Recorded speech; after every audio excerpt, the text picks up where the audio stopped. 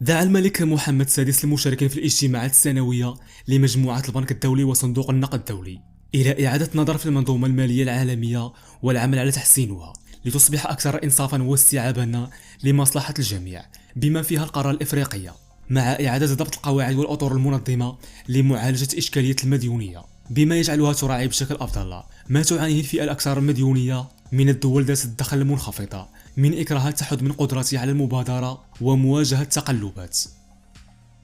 جاء ذلك في رسالة وجهها الملك محمد السادس إلى المشاركين في الاجتماعات السنوية لمجموعة البنك الدولي وصندوق النقد الدولي التي تنعقد بمراكش خلال الفترة ما بين 9 و 15 أكتوبر الجاري. قال فيها: إنه لي من دواعي سرورنا أن نرحب بكم في المملكة المغربية وفي مدينة مراكش العريقة الغنية بتاريخها وتراثها الثقافي والحضاري، مما جعل منها قبلة سياحية عالمية وملتقى آثر لاحتضان التظاهرات الدولية الكبرى التي طبع بعضها تاريخنا الحديث.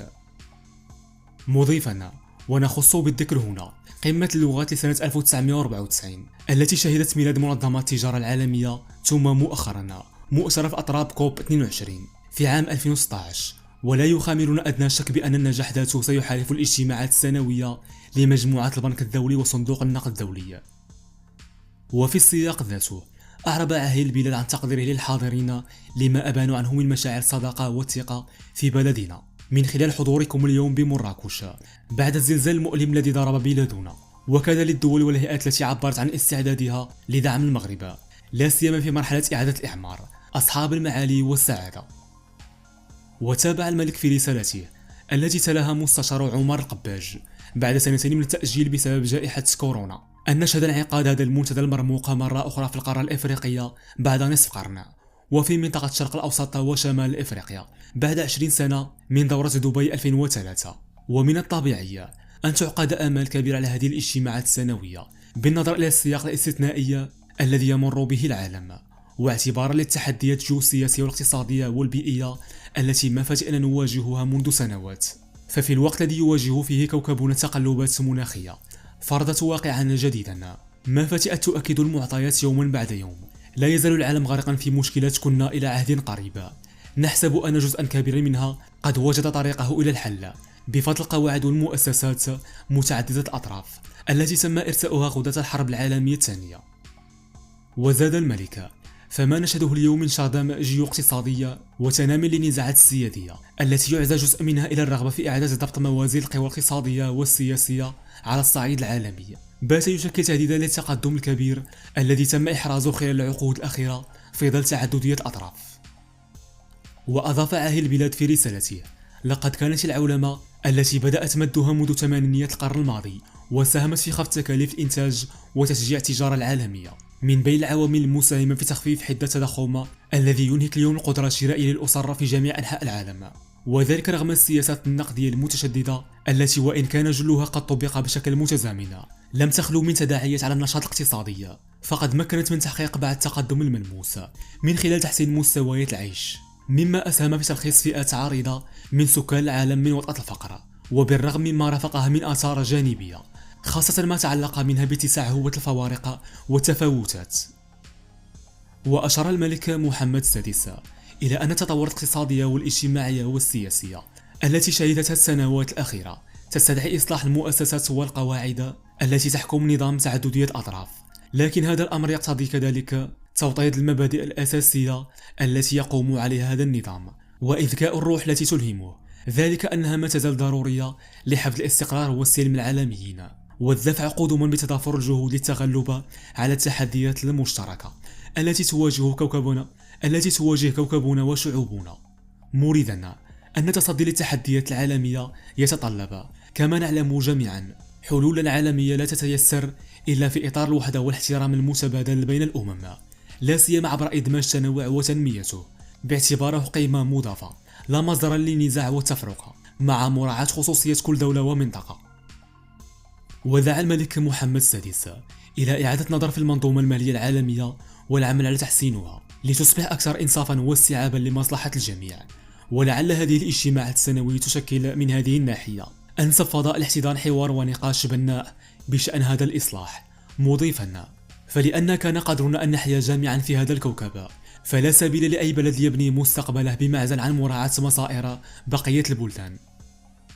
وأشار أهل البلاد إلى أن ذلك هو المنظور الذي تقوم عليه رؤيتنا للتنمية في المغرب، مستندة إلى مؤهلاتنا التي هي تاريخنا العريق، ووضع بلدنا باعتباره مهدا للسلام وتلاقح الحضارات وتعايش الديانات والثقافات. ثم الموقع الجغرافي لبلدنا كصلة وصل بين إفريقيا والشرق الأوسط وأوروبا.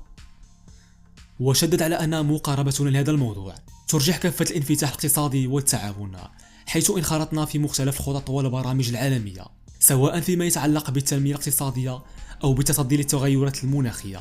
أو بمكافحة الإرهاب وتبييض الأموال وتنامي انعدام الأمن السيبراني الذي أفرزته الثورة الرقمية.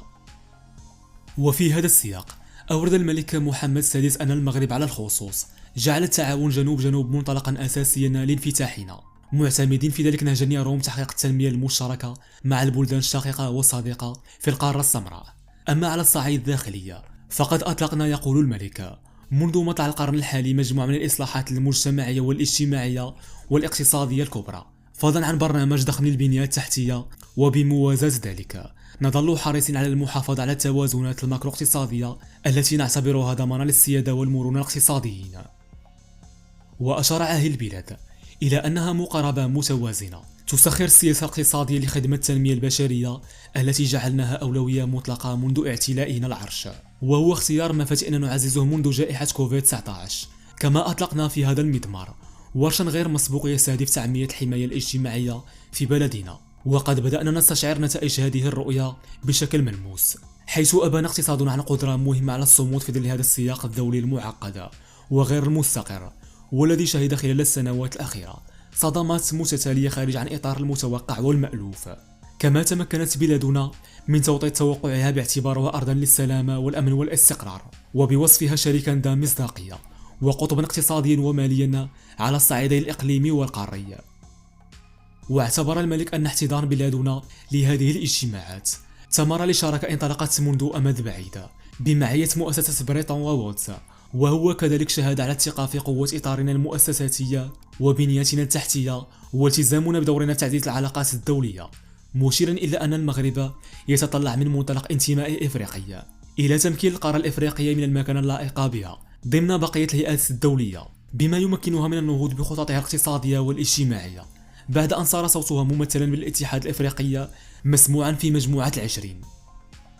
وأوصى الملك محمد السادس بإعادة ضبط القواعد والأطر المنظمة لمعالجة إشكالية المديونية، بما يجعلها تراعي بشكل أفضل ما تعانيه الفئة الأكثر مديونية من الدول ذات الدخل المنخفضة من إكراهات تحد من قدرتها على المبادرة ومواجهة التقلبات، مشددا على أنه يحق لإفريقيا التي يرتقب أن تأوي ربع سكان العالم في سنة 2050 أن تستفيد اليوم من شروط الكفيلة بتمكينها من تعزيز هوامش المناورة التي تمتلكها واستثمار مؤهلاتها في الاستجابة لاحتياجات ساكنتها في عالم تخيم عليه أجواء الاضطراب واللا يقين وتطبعه تحولات عميقة طالت النماذج والمنظمات القائمة.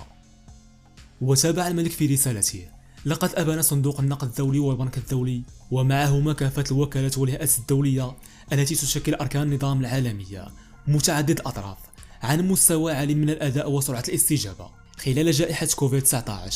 إذ كان دعمها لجهود العديد من الدول الأعضاء عاملا حاسما في تخفيف الآثار الاقتصادية والاجتماعية، مضيفا: وإننا على يقين بأن هاتين المؤسستين لن تدخر جهد في سبيل إنجاح هذه الاجتماعات، بما يجعلها تحرز تقدما فعليا وملموسا في تحقيق أهدافها. ونأمل أن يتم تذويب خلافات بين الاقتصادات الكبرى وحشد مزيد من الجهود والمساعي المتضافرة في سبيل السلام والرخاء العالميين، وذلك في إطار من روح التضامن وإزاء البلدان الأكثر هشاشة. وأكد أنه بالحوار الصريح والبناء المتوازن وحده نستطيع التوفيق بين التحديات الاقتصادية والمالية من جهة والبشرية من جهة أخرى لكي نضمن لكوكبنا المستقبل المشترك الذي يتوخاه كل منا لأبنائه. نشكركم على حسن المتابعة.